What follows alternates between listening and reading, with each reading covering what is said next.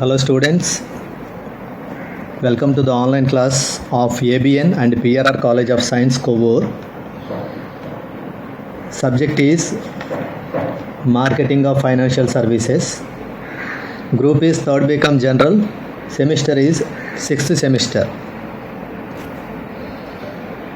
ఈ క్లాస్లో డిస్కస్ చేసుకునే టాపిక్ ఏంటంటే ఇన్సూరెన్స్ సర్వీసెస్ బీమా సేవలు right. Insurance may be described as a financial device or a contract to life and property. Insurance may be described as a financial device or a contract to life and property. Life లేదా ప్రాపర్టీకి ఒక కాంట్రాక్ట్గా ఉపయోగపడే ఒక financial డివైస్నే ఇన్సూరెన్స్గా పిలవడం జరుగుతుంది. ఏదైనా life లేదా ఏదైనా ప్రాపర్టీకి సంబంధించి కాంట్రాక్ట్ చేసుకునే ఒక ఫైనాన్షియల్ డివైస్నే ఇన్సూరెన్స్ అని పిలుస్తారు. అంటే ఏదైనా ఒక జీవితానికి కానీ లేదా ఏదైనా ఒక ఆస్తికి కానీ సంబంధించి చేసుకునే ఒక ఆర్థికపరమైన సాధనం లేదా కాంట్రాక్టునే బీమా అని పిలుస్తారు. వ్యక్తుల జీవితాలకు సంబంధించి లేదా భౌతిక ఆస్తులకు సంబంధించి చేసుకునే ఒక ఆర్థికపరమైన కాంట్రాక్టు బీమా సంస్థకు బీమా చేసుకునే వారికి మధ్య జరిగే ఒక ఆర్థికపరమైన కాంట్రాక్టు బీమా. ఎవరైతే బీమా సంస్థతో బీమా చేయించుకుంటారో అటువంటి వ్యక్తుల జీవితాలకు లేదా వారికి సంబంధించిన భౌతిక ఆస్తులకు సంబంధించిన పూర్తి రక్షణ భద్రత అనేది కల్పించబడుతుంది. అందుకే జీవితానికి లేదా ఆస్తికి సంబంధించి చేసుకునే ఒక ఆర్థిక పరమైన కాంట్రాక్టునే బీమా అని పిలవడం జరుగుతుంది. జనరల్గా బీమా అనేది ఒక ఆర్థిక సహకార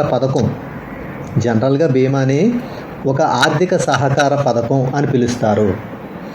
ఎందుకంటే ఈ ఇన్సూరెన్స్ అనే ఈ ప్రాసెస్ క్రింద ఒక పర్సన్కి సంభవించిన నష్టాన్ని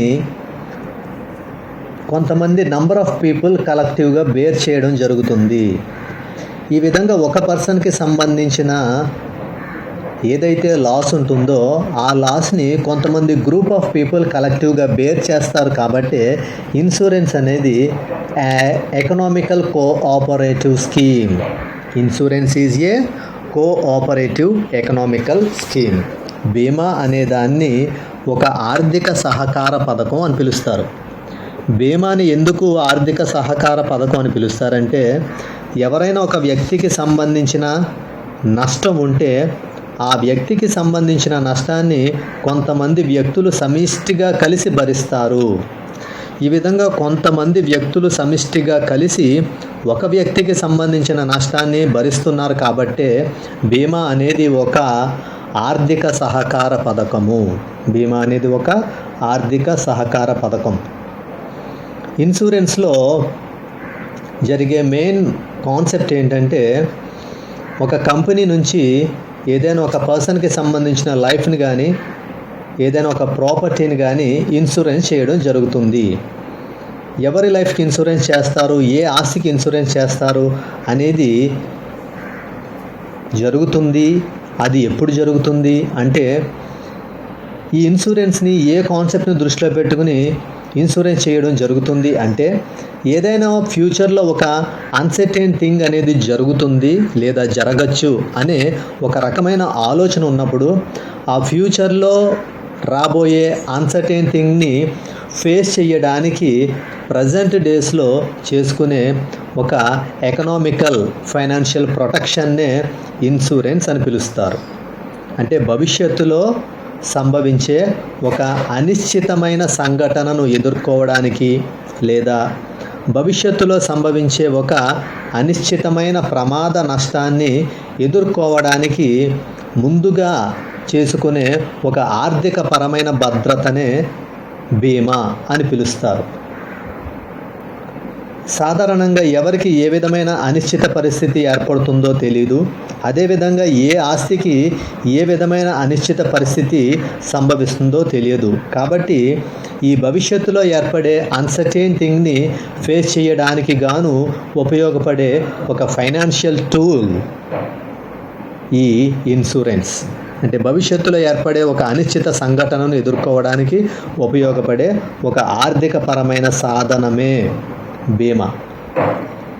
ఇన్సూరెన్స్లో కొంతమంది గ్రూప్ ఆఫ్ పీపుల్ కలిసి కొంత కలెక్టివ్ ఫండ్ని క్రియేట్ చేయడం జరుగుతుంది. ఈ విధంగా కొంతమంది గ్రూప్ ఆఫ్ పీపుల్ కలిసి కలెక్టివ్గా కొంత ఫండ్ని క్రియేట్ చేస్తే ఆ క్రియేట్ చేసిన ఫండ్ నుంచి ఎవరికైతే అన్సర్టైన్ థింగ్ అనేది సంభవిస్తుందో అటువంటి వారికి ఆ ఫండ్ నుంచి అమౌంట్ని ఇవ్వడం జరుగుతుంది. అందుకే ఇన్సూరెన్స్ని ఏమని పిలవడం జరుగుతుందంటే insurance is a economical cooperative scheme. బీమా అనేది ఒక ఆర్థిక సహకార పథకం. అంటే కొంతమంది గ్రూప్ ఆఫ్ పీపుల్ ఉంటే ఆ గ్రూప్ ఆఫ్ పీపుల్ అందరూ కలెక్టివ్గా ఒక పర్సన్కి సంబంధించినటువంటి నష్టాన్ని వాళ్ళందరూ కలెక్టివ్గా భరిస్తారు. కాబట్టి insurance is a economical cooperative scheme. ఇప్పుడు మనం క్యారెక్టరిస్టిక్స్ ఆఫ్ ఇన్సూరెన్స్ సర్వీసెస్ గురించి తెలుసుకుందాం. అంటే బీమా సేవల యొక్క లక్షణాల గురించి తెలుసుకుందాం. క్యారెక్టరిస్టిక్స్ ఆఫ్ ఇన్సూరెన్స్ సర్వీసెస్, బీమా సేవల లక్షణాలు. దానిలో first point pooling of losses. Pooling of losses, తెలుగులో దీన్ని నష్టాలను పంచుకొనుట అని అంటారు. నష్టాలను పంచుకొనుట అని అంటారు. పూలింగ్ ఆఫ్ లాసెస్ అంటే అర్థం ఏంటంటే ఎవరికైతే ఇన్ష్యూర్ చేసిన పర్సన్కి లాస్ అనేది సంభవించిందో ఆ లాస్ని కొంతమంది గ్రూప్ ఆఫ్ పీపుల్ కలెక్టివ్గా కలిసి బేర్ చేయడం జరుగుతుంది. కాబట్టి దాన్నే pooling of losses or sharing of losses అని కూడా పిలుస్తారు. ఈ విధంగా కొంతమంది గ్రూప్ ఆఫ్ పీపుల్ కలెక్టివ్గా కలిసి ఒక సింగిల్ పర్సన్కి వచ్చినటువంటి లాస్ని వాళ్ళందరూ కలెక్టివ్గా బేర్ చేస్తారు, లేదా వాళ్ళందరూ ఆ లాస్ని కలెక్టివ్గా షేర్ చేసుకుంటారు. కాబట్టే దాన్ని పూలింగ్ ఆఫ్ లాసెస్ లేదా షేరింగ్ ఆఫ్ లాసెస్ అని పిలుస్తారు. నష్టాలను పంచుకొనుట అంటే ఎవరైనా ఒక వ్యక్తికి సంభవించిన నష్టాన్ని కొంతమంది వ్యక్తులు సమిష్టిగా కలిసి ఆ నష్టాన్ని భరిస్తారు. ఈ విధంగా కొంతమంది వ్యక్తులు సమిష్టిగా కలిసి ఒక వ్యక్తికి సంభవించిన నష్టాన్ని భరిస్తారు. కాబట్టి దీన్ని నష్టాలను పంచుకొనుట అని అంటారు. నష్టాలను పంచుకొనుట. ఇంతకుముందే మనం ఇంట్రడక్షన్లో నేర్చుకోవడం జరిగింది. Insurance is a economical cooperative scheme. బీమా అనేది ఒక ఆర్థిక సహకార పథకం. బీమా అనేది ఎందుకు ఒక ఆర్థిక సహకార పథకంగా పరిగణించబడుతుందంటే ఒక వ్యక్తికి సంభవించిన నష్టాన్ని ఆ వ్యక్తి చెల్లించిన ప్రీమియం మొత్తంతో కాకుండా కొంతమంది వ్యక్తులు సమిష్టిగా కలిసి వారు చెల్లించిన ప్రీమియం మొత్తాలతో ఒక వ్యక్తికి సంభవించిన నష్టాన్ని వాళ్ళు పోడ్చడం జరుగుతుంది. కాబట్టి దీన్ని నష్టాలను పంచుకొనుట, పూలింగ్ ఆఫ్ లాసెస్ అంటారు. అందుకే బీమా అనేది ఒక ఆర్థిక సహకార పథకం. కొంతమంది వ్యక్తులు ఆర్థికంగా కలిసి ముందుకొచ్చి ఒక వ్యక్తికి సహకారాన్ని అందిస్తారు. కాబట్టి బీమా అనేది ఒక ఆర్థిక సహకార పథకం. Insurance is a economical cooperative scheme. Right. Second point payment of uncertain losses. Payment of uncertain losses అనిశ్చితి నష్టాల చెల్లింపు. అనిశ్చితి నష్టాల చెల్లింపు. ఇన్సూరెన్స్ అనేది బేసికల్గా ఏ కాన్సెప్ట్తో ఈ ఇన్సూరెన్స్ అనేది ఉండడం జరుగుతుంది అంటే ఫ్యూచర్లో ఏర్పడే అన్సర్టైన్ లాసెస్ని పే చేయడానికి. ఈ విధంగా ఫ్యూచర్ అనేది అన్సర్టైన్, ఫ్యూచర్లో ఉండేటువంటి లేదా ఫ్యూచర్లో సంభవించేటువంటి అన్సర్టైన్ లాసెస్ని పే చేయడానికే ఆ మెయిన్ పర్పస్తోనే ఇన్సూరెన్స్ చేయడం జరుగుతుంది. అందుకే ఇన్సూరెన్స్ సర్వీసెస్ యొక్క క్యారెక్టరిస్టిక్స్లో ఒక క్యారెక్టరిస్టిక్గా మనం పేమెంట్ ఆఫ్ అన్సర్టైన్ లాసెస్ గురించి నేర్చుకోవడం జరుగుతుంది. అంటే అనిశ్చిత నష్టాల చెల్లింపు. భవిష్యత్తు అనేది అనిశ్చితమైనది. భవిష్యత్తులో ఎటువంటి సంఘటనలు సంభవిస్తాయో తెలియదు. కాబట్టి భవిష్యత్తులో సంభవించే అనిశ్చిత సంఘటనలను ఎదుర్కోవడానికి ప్రస్తుత కాలంలో చేసుకునే ఒక ఆర్థిక పరమైన భద్రతనే బీమా అని పిలుస్తారు. సో భవిష్యత్తులో సంభవించే అనిశ్చిత సంఘటనలు ఎదుర్కోవడానికి ప్రస్తుత కాలంలో ఆర్థిక పరమైన భద్రతను మనం తీసుకోవడం జరుగుతుంది. కాబట్టి జరిగే విషయం ఏంటంటే అనిశ్చిత నష్టాల చెల్లింపు. అంటే భవిష్యత్తులో ఏ విధమైన అనిశ్చిత సంఘటన సంభవించి దానివల్ల ఏదైనా నష్టం సంభవిస్తే ఆ విధంగా భవిష్యత్తులో సంభవించే అనిశ్చిత నష్టాల చెల్లింపు కొరకు ప్రస్తుత కాలంలో చేసుకునే ఒక ఆర్థిక పరమైన భద్రతే బీమా, payment of uncertain losses. Third point, risk transfer, నష్టభయం బదిలీ. ఇన్సూరెన్స్ సర్వీసెస్లో ఉన్నటువంటి ఒక క్యారెక్టరిస్టిక్ ఏంటంటే రిస్క్ ట్రాన్స్ఫర్. అంటే ఫ్యూచర్లో ఏదైనా ఒక అన్సర్టెనిటీ వల్ల ఏదైనా రిస్క్ సంభవిస్తే ఆ రిస్క్ వల్ల వచ్చినటువంటి లాస్ని ఆ పర్సన్ ఇండివిజువల్గా బేర్ చేయడం కాకుండా కొంతమంది గ్రూప్ ఆఫ్ పీపుల్ కలిసి దాన్ని కలెక్టివ్గా బేర్ చేస్తారు. కాబట్టి రిస్క్ అనేది ఒక పర్సన్కి సంభవించిన రిస్క్ అనేక మంది పర్సన్స్ కలెక్టివ్గా దాన్ని భరించడం జరుగుతుంది. కాబట్టి రిస్క్ అనేది ఏం చేయబడింది అంటే రిస్క్ అనేది ట్రాన్స్ఫర్ అయ్యింది. ఈ విధంగా ఒక ఇండివిజువల్ పర్సన్కి సంభవించిన రిస్క్ని కొంతమంది గ్రూప్ ఆఫ్ పీపుల్ కలెక్టివ్గా ఆ రిస్క్ని భరించడం జరిగింది. కాబట్టి రిస్క్ ఒక పర్సన్ని బేర్ చేయడం కాకుండా అందరూ కలిపి కలెక్టివ్గా రిస్క్ని బేర్ చేశారు. కాబట్టి రిస్క్ అనేది ట్రాన్స్ఫర్ అయ్యింది. నష్టభయం బదిలీ. బీమాలో నష్టభయం అనేది బదిలీ జరుగుతుంది. అంటే ఒక వ్యక్తికి సంభవించిన నష్టం కొంతమంది వ్యక్తులు కలిపి సమిష్టిగా ఆ నష్టాన్ని భరిస్తారు. ఆ విధంగా ఒక వ్యక్తికి సంభవించిన నష్టం మరికొంతమంది వ్యక్తులకు ఆ నష్టం బదిలీ కాబడడం ద్వారా ఆ నష్టభయం అనేది ఒక వ్యక్తికి పూర్తి స్థాయిలో నివారించడానికి లేదా సాధ్యమైనంత మేరకు ఆ నష్ట ప్రభావాన్ని తగ్గించడానికి వీలుంటుంది. దీన్నే నష్టభయం బదిలీ అంటారు.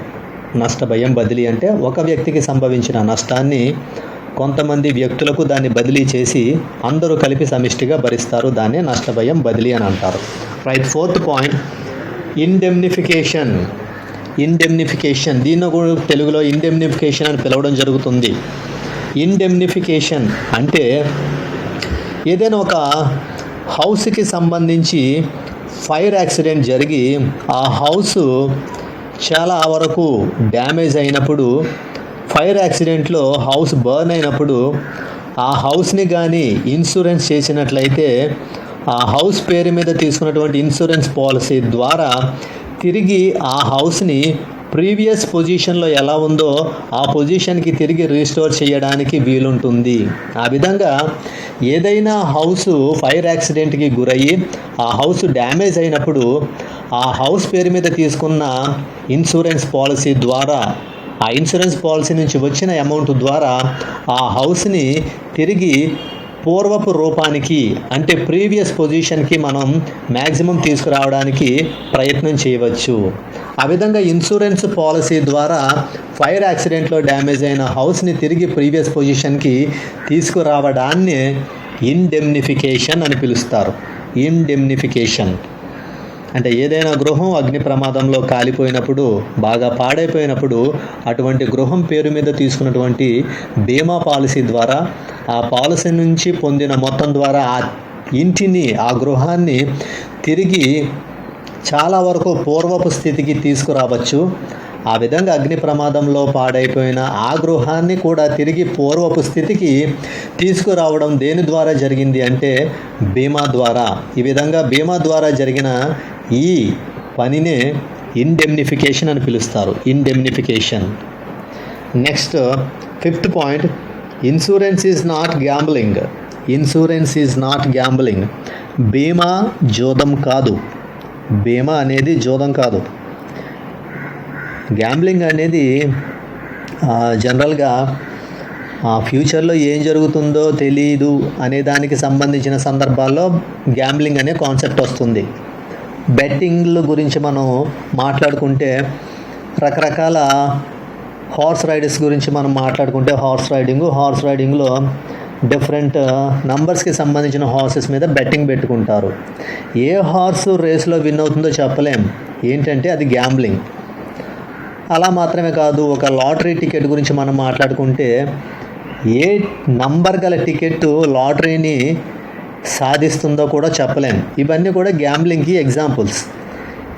అంటే ఏది భవిష్యత్తులో సంభవిస్తుందో చెప్పలేనిది, భవిష్యత్తులో ఏది సంభవిస్తుందో, భవిష్యత్తులో ఏది జరుగుతుందో ఊహించడానికి వీలు కానిది గ్యాంబ్లింగ్, జూదము. అయితే ఇక్కడ ఇన్సూరెన్స్ని గ్యాంబ్లింగ్తో కంపేర్ చేయకూడదు. ఇన్సూరెన్స్ని గ్యాంబ్లింగ్తో కంపేర్ చేయకూడదు. Insurance is not gambling. బీమా అనేది జూదం కాదు. ఎందుకంటే ఇన్సూరెన్స్లో ఏదైనా లైఫ్ లేదా ప్రాపర్టీకి సంబంధించి డ్యామేజ్ జరిగితే ఆ డ్యామేజ్ని రెక్టిఫై చేయడానికి, తిరిగి అసెట్స్ని లేదా ప్రాపర్టీస్ని రీస్టోర్ చేయడానికి సంబంధించి ఒక స్పెసిఫిక్ ప్రాసెస్ అనేది ఫాలో అవ్వడం జరుగుతుంది. కానీ గ్యాంబ్లింగ్లో అలాంటివి ఉండవు. గ్యాంబ్లింగ్లో ఏదైనా లాస్ సంభవిస్తే ఆ సంభవించిన లాస్ని తిరిగి కాంపెన్సేట్ చేయడానికి, దాన్ని రెక్టిఫై చేయడానికి ఒక ప్రొసీజర్ ప్రకారం, ఒక ప్లాన్ ప్రకారం దాన్ని తిరిగి రీస్టోర్ చేయడం అనేది గ్యాంబ్లింగ్లో ఉండదు. అందుకే ఇన్సూరెన్స్ ఈజ్ నాట్ గ్యాంబ్లింగ్. బీమా అనేది జూదం కాదు.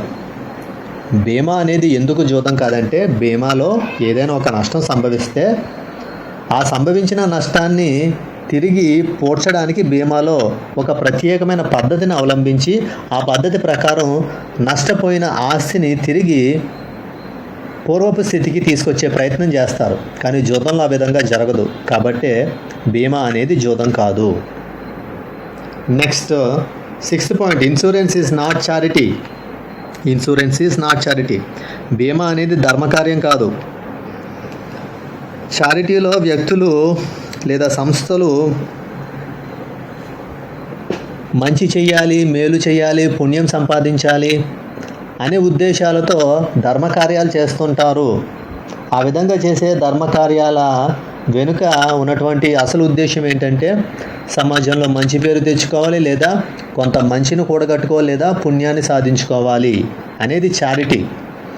కానీ ఇన్సూరెన్స్ అనేది చారిటీ కాదు. ఇన్సూరెన్స్ అనేది ఫ్యూచర్లో ఏర్పడే అన్సర్టెన్ ఈవెంట్స్ నుంచి ప్రొటెక్షన్ కోసం ప్రజెంట్ డేస్లో మనం చేసుకునే ఒక ఫైనాన్షియల్ సేఫ్టీ. అంటే భవిష్యత్తులో ఏర్పడే అనిశ్చిత సంఘటనలు ఎదుర్కోవడానికి, భవిష్యత్తులో ఏర్పడే నష్టాన్ని భరించడానికి ప్రస్తుత కాలంలో మనం తీసుకునే ఒక ఆర్థిక పరమైన రక్షణ లేదా భద్రత బీమా. అంతేగాని బీమా లేదా చారిటీ అనేది రెండు ఒకటి కాదు. చారిటీలో ఒక వ్యక్తి లేదా కొంతమంది వ్యక్తులు అవసరమైన వ్యక్తులకు ధనాన్ని ధారాళంగా ఇస్తారు, ధనాన్ని ధారాదత్తం చేస్తారు. ఇన్సూరెన్స్లో కూడా కొంతమంది వ్యక్తులు సమిష్టిగా కలిసి ఒక వ్యక్తికి సంభవించిన నష్టాన్ని భరిస్తారు. అయితే ఈ రెండు కూడా ఒకటి కాదు. ఈ రెండింటిలో కూడా ఏ విధమైన పోలిక లేదు. బీమాలో ఒక క్రమబద్ధమైన కాంట్రాక్ట్ ఉంటుంది, ఒక క్రమబద్ధమైన అగ్రిమెంట్ ఉంటుంది. బీమాలో నిర్ణీత మొత్తానికి పాలసీ తీసుకోవడం జరుగుతుంది. ఆ తీసుకున్న పాలసీకి నిర్ణీత కాల పరిమితి ఉంటుంది. దానికి సంబంధించి నిర్ణీత కాల పరిమితుల్లో పాలసీ ప్రీమియంలు చెల్లించాల్సి ఉంటుంది. అటువంటి సందర్భంలో ఏ విధమైన ఫ్యూచర్ అన్సర్టెనిటీ ఎవరికి వస్తుందో దానికి మిగిలిన వ్యక్తులు కలెక్టివ్గా ప్రొవైడ్ చేసిన ఫండ్ ద్వారా వాళ్ళకి కాంపెన్సేషన్ అనేది ఇవ్వడం జరుగుతుంది. కానీ చారిటీలో అలా కాకుండా ఏదైనా ఒక వ్యక్తి లేదా వ్యక్తులు లేదా సంస్థలు కొంతమంది వ్యక్తులకు పుణ్యం వారి పేరు మీద రావాలనే ఉద్దేశంతో ఏవో రకాలైన దాన ధర్మ కార్యక్రమాలు చేయొచ్చు. అందుకే బీమా మరియు చారిటీ అనేది రెండు ఒకటి కాదు. బీమా అనేది ఒక కాంట్రాక్ట్, కానీ చారిటీ అనేది ఒక కాంట్రాక్ట్ కాదు, ఒక క్రమ పద్ధతిలో చేసే పని కాదు. జరిగిన నష్టాన్ని ఏ విధంగా పూడ్చాలి అనే దానికి ఒక క్రమ పద్ధతిలో అవలంబించే విధానం అంటూ కూడా చారిటీలో ఏమీ ఉండదు. బీమాలో ప్రతిదీ ఒక క్రమబద్ధమైన కాంట్రాక్ట్ ప్రకారం, ప్రతిదీ ఒక క్రమబద్ధమైన నియమ నిబంధనల ప్రకారం మాత్రమే నిర్వర్తించబడుతుంది. అందుకే insurance is not charity. So ఇవన్నీ కూడా ఇన్సూరెన్స్ సర్వీసెస్కి సంబంధించిన క్యారెక్టరిస్టిక్స్. అంటే పూలింగ్ ఆఫ్ లాసెస్, నష్టాలు పంచుకోవడం, పేమెంట్ ఆఫ్ అన్సర్టెన్ లాసెస్, అనిశ్చిత నష్టాల చెల్లింపు, రిస్క్ ట్రాన్స్ఫర్, నష్టభయం బదిలీ, indemnification. Insurance is not gambling. బీమా జూదం కాదు. Insurance is not charity. బీమా ధర్మకార్యం కాదు. ఇవన్నీ కూడా ఇన్సూరెన్స్ సర్వీసెస్ సంబంధించిన క్యారెక్టరిస్టిక్స్. ఇప్పుడు మనం డిస్కస్ చేసుకునేవి ఏంటంటే ఇన్సూరెన్స్ సర్వీసెస్ యొక్క అడ్వాంటేజెస్, అంటే బీమా సేవల యొక్క ప్రయోజనాలు. ఫస్ట్ ఏంటంటే ప్రొవైడ్స్ సెక్యూరిటీ, భద్రత కల్పించును లేదా రక్షణ కల్పించును. ఇన్సూరెన్స్ సర్వీసెస్ వల్ల సెక్యూరిటీ అనేది ప్రొవైడ్ చేయబడుతుంది. ఫ్యూచర్లో సంభవించే అన్సర్టైన్ యాక్టివిటీస్ నుంచి ప్రొటెక్షన్ అనేది వస్తుంది కాబట్టి ఇన్సూరెన్స్ అనేది ప్రొవైడ్స్ సెక్యూరిటీ. భవిష్యత్తులో సంభవించే అనిశ్చిత భయాల నుంచి, అనిశ్చిత నష్టాల నుంచి బీమా రక్షణ కల్పిస్తుంది కాబట్టి ఇన్సూరెన్స్ సర్వీస్ యొక్క అడ్వాంటేజెస్లో ఫస్ట్ పాయింట్ మనం నేర్చుకునేది ప్రొవైడ్స్ సెక్యూరిటీ, భద్రత కల్పిస్తుంది లేదా రక్షణ కల్పిస్తుంది. భవిష్యత్తులో సంభవించే అనిశ్చిత సంఘటనల నుంచి బీమా అనేది భద్రత కల్పిస్తుంది లేదా రక్షణ కల్పిస్తుంది. Second point spreading of risk. Spreading of risk, నష్టభయం పంపిణీ. నష్టభయం పంపిణీ. ఇన్సూరెన్స్లో రిస్క్ అనేది స్ప్రెడ్ అవుతుంది. అంటే ఒక ఇండివిజువల్ పర్సన్కి సంభవించిన రిస్క్ని ఆ ఇండివిజువల్ పర్సన్ ఒక్కడే బేర్ చేయకుండా అతనికి సంబంధించిన ఆ రిస్క్ని కొంతమంది గ్రూప్ ఆఫ్ పర్సన్స్ కలెక్టివ్గా ఫండ్ చేసిన అమౌంట్తో ఆ రిస్క్ని కాంపెన్సేట్ చేస్తారు కాబట్టి స్ప్రెడింగ్ ఆఫ్ రిస్క్ అని నేర్చుకోవడం జరుగుతుంది. అంటే నష్టభయం పంపిణీ. ఎవరైనా ఒక వ్యక్తికి సంభవించిన నష్టాన్ని పూడ్చడానికి కొంతమంది వ్యక్తులు సమిష్టిగా కలిపి ఏర్పాటు చేసిన నిధిని ఉపయోగించి ఆ నష్టభయాన్ని సాధ్యమైనంత మేరకు తగ్గించే ప్రయత్నం బీమాలో జరుగుతుంది. కాబట్టి బీమాలో జరిగే విషయం ఏంటంటే స్ప్రెడింగ్ ఆఫ్ రిస్క్, నష్టభయం పంపిణీ లేదా నష్టభయం వ్యాప్తి అని చెప్పుకోవచ్చు. Third point source of collecting funds. Source of collecting funds, నిధుల సమీకరణకు ఒక ముఖ్యమైన వనరు. నిధుల సమీకరణకు ఒక ముఖ్యమైన వనరు. ఇన్సూరెన్స్ సర్వీసెస్ ద్వారా ఫండ్స్ కలెక్ట్ చేయడానికి చాలా ఎక్కువ పాసిబిలిటీస్ ఉంటాయి. పర్సన్స్కి సంబంధించిన లైఫ్ మీద కానీ లేదా ప్రాపర్టీస్ మీద కానీ అనేక రకాలైన ఇన్సూరెన్స్ పాలసీలు స్టార్ట్ చేసి ఆ ఇన్సూరెన్స్ పాలసీస్ నుంచి ఎక్కువ అమౌంట్లో రిసోర్సెస్ని కలెక్ట్ చేయడానికి ఇన్సూరెన్స్ ద్వారా వీలు పడుతుంది. అందుకే ఇన్సూరెన్స్లో ఉన్నటువంటి ఒక అడ్వాంటేజ్ ఏంటంటే సోర్స్ ఆఫ్ కలెక్టింగ్ ఫండ్స్, నిధుల సమీకరణకు ఒక ముఖ్య వనరు. అంటే నిధులు కానీ అధిక మొత్తంలో సమీకరించాలి అనుకున్నప్పుడు ఈ బీమా అనేది ఒక ముఖ్యమైన వనరుగా ఉపయోగపడుతుంది. Fourth point encourage savings. Encourage savings. Insurance అనేది పబ్లిక్లో సేవింగ్స్ని కూడా ఎంకరేజ్ చేస్తుంది. అంటే ప్రజల్లో పొదుపు అలవాట్లను ప్రోత్సహించడానికి కూడా బీమా అనేది ఉపయోగపడుతుంది. Fifth point encouragement of international trade. Encouragement of international trade, విదేశీ వర్తకాన్ని లేదా అంతర్జాతీయ వర్తకాన్ని ప్రోత్సహించును. అంతర్జాతీయ వర్తకాన్ని ప్రోత్సహించును. ఇంటర్నేషనల్ ట్రేడ్లో అనేక రకాలైన రిస్క్స్ ఉంటాయి. అటువంటి రిస్క్స్ని బేర్ చేయడానికి కూడా ఈ ఇన్సూరెన్స్ అనేది ఉపయోగపడుతుంది. సీ ట్రాన్స్పోర్టేషన్ జరుగుతున్నప్పుడు సీ ట్రాన్స్పోర్టేషన్లో ఏవైనా అనుకోని సంఘటనలు సంభవించి, అంటే ఏవైనా సముద్రంలో తుఫాన్లు చెలరేగి అటువంటి సముద్రపు తుఫాన్ల ద్వారా షిప్లో ట్రాన్స్పోర్ట్ అవుతున్నటువంటి గూడ్స్కి కొన్ని సందర్భాలలో భారీ స్థాయిలో నష్టం సంభవిస్తుంది. ఆ విధంగా సముద్రాల్లో సరుకుతో ప్రయాణించే నౌకలకు సంభవించే భారీ స్థాయిలో ఉండేటువంటి నష్టాలను భరించడానికి సముద్రంలో రవాణా చేసే సరుకును కూడా బీమా చేస్తారు. ఆ విధంగా సముద్రాల్లో రవాణా చేసే సరుకుకి బీమా చేయడం ద్వారా ఏదైనా సముద్రంలో చెలరేగిన తుఫానుల ద్వారా ఏదైనా ఆ సరుకుకు నష్టం సంభవిస్తే ఆ నష్టాన్ని బీమా ద్వారా సాధ్యమైనంత మేరకు నష్ట ప్రభావాన్ని తగ్గించడానికి వీలుంటుంది. అందుకే ఎక్కువగా ఇన్సూరెన్స్ అనేది దేన్ని కూడా ఎంకరేజ్ చేస్తుందంటే ఇంటర్నేషనల్ ట్రేడ్ని కూడా ఎంకరేజ్ చేస్తుంది. అందుకే ఎంకరేజ్మెంట్ ఆఫ్ ఇంటర్నేషనల్ ట్రేడ్, అంతర్జాతీయ వర్తకాన్ని ప్రోత్సహించును. దేశంలో అంతర్గతంగా జరిగే వర్తకాలకు మాత్రమే కాకుండా అంతర్జాతీయ స్థాయిలో జరిగే వర్తకాలకు కూడా బీమా అనేది ఎంతో చెప్పుకోదగ్గ ప్రోత్సాహాన్ని అందిస్తుంది. Thank you.